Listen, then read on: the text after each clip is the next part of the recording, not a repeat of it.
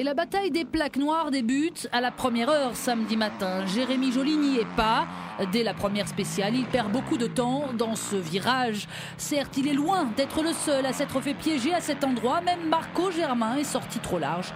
Mais le pilote HM Honda ne trouvera jamais son rythme. Il termine 6e à plus d'1 minute 15 du leader. Une journée à oublier. Journée difficile également pour Julien Gauthier. Pour sa première course avec TM sur le France, il casse son amortisseur dans la SP5, l'extrême. 20 secondes de perdu et une réparation de fortune. C'en est fini des espoirs de podium. Il termine 4e. Avant la casse, il était second à la lutte avec Marc Germain et Fabien Planet pour la victoire. Le trio se transforme donc en duo. Avantage pour l'instant au pilote Yamaha. Mais sans surprise au vu du parcours, la catégorie est pour l'instant dominée par des enduristes purs. Lui est loin d'être un enduriste pur. Rodriguetin fait ses premiers tours de roue dans le championnat de France. L'ancien crossman, passé avec succès dans le championnat US, roulait pour l'instant en Italie. Un petit tour pour s'habituer aux spécificités françaises et il passe à l'attaque. Meilleur temps des SP4, 7 et 9, il fond sur la tête de course, mais doit se contenter d'une 3e place très prometteuse. Dans le dernier tour, Fabien Planet et Marc Germain sont toujours au coude à coude, mais au final, la victoire revient au pilote Yamaha. Il s'impose avec 15 secondes d'avance. Une belle revanche après une année 2010 difficile. Je ne savais pas trop à quoi m'attendre aujourd'hui. Je manque quand même de roulage par rapport à toute l'équipe qu'on fait le championnat du monde. Et aujourd'hui, je suis vraiment content déjà de gagner une première journée. Après, je sais que ça va être très serré tout au long du championnat parce que le niveau est très homogène.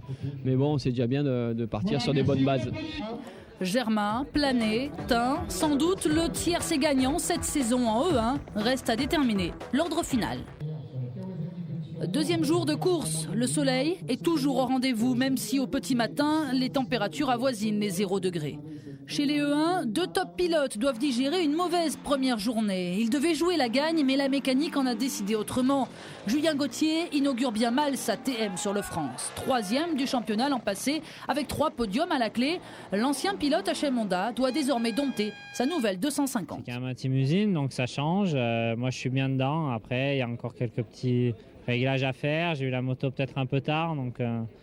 Mais bon, ça va faire à mesure de la saison, ça va s'améliorer. Ça change quand même beaucoup par rapport à l'ancienne moto. Donc maintenant, il faut vraiment que je fasse des courses, que je roule et que je m'habitue. Chaque course, je progresse un peu.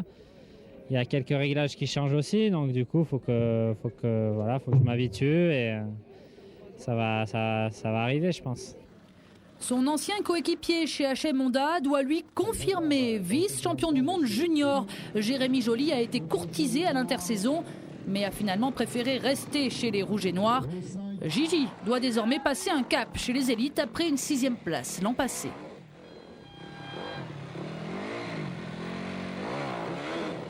Et j'ai 22 ans, j'aurais pu rouler en junior. J'ai déjà prouvé que je pouvais être le plus rapide chez les seniors en gagnant des journées au scratch. Après, je suis encore en apprentissage parce que pour le moment, je ne le fais pas tout le temps. Et le but, c'est d'essayer d'être le plus proche d'eux, le plus souvent possible, jusqu'à trouver l'alchimie pour être tout le temps comme eux et me bagarrer comme eux. C'est l'objectif de grandir et essayer d'être bientôt comme eux. Pas de miracle toutefois pour Jérémy, décidément peu à l'aise sur ces terres du Doubs. Il termine 5e avec plus de 45 secondes de retard sur la tête de course. Revanchard, Julien Gauthier passe lui à l'offensive. Il décide d'ouvrir toutes les spéciales partant devant Marc Germain. Agressif, il n'arrive toutefois pas à trouver le même rythme de la veille avant sa casse. Et bis repetita, 2e tour, son amortisseur cède à nouveau. Julien Gauthier doit se contenter de la 4e place, à nouveau, le jour de son 28e anniversaire. Le trio de tête se reforme alors comme la veille. Germain, Planet, Tin, 3 hommes au coude à coude. Chacun remporte tour à tour des spéciales. 4 pour Marc Germain, 3 pour Rodriguetin, 2 pour Fabien Planet. Moins de 5 secondes séparent les 3 hommes après 2 boucles. Et le premier a craqué. Et Fabien Planet, le pilote Sherco, se rate dans la SP7. Il perd 6 secondes et termine 3e. Moins de 4 secondes séparent alors Marc Germain et Rodriguetin. Désormais familier avec le tracé, l'ancien crossman tente le tout pour le tout, remporte même la dernière spéciale. mais doit finalement s'incliner devant la régularité d'un Marco Germain, à nouveau roi des E1. C'était un peu déstabilisant hier parce que c'était de l'herbe vierge et jusqu'à encore aujourd'hui, il y avait pas trop c'était pas trop troué, pas trop d'ornières. C'était un peu différent de ce que j'ai l'habitude.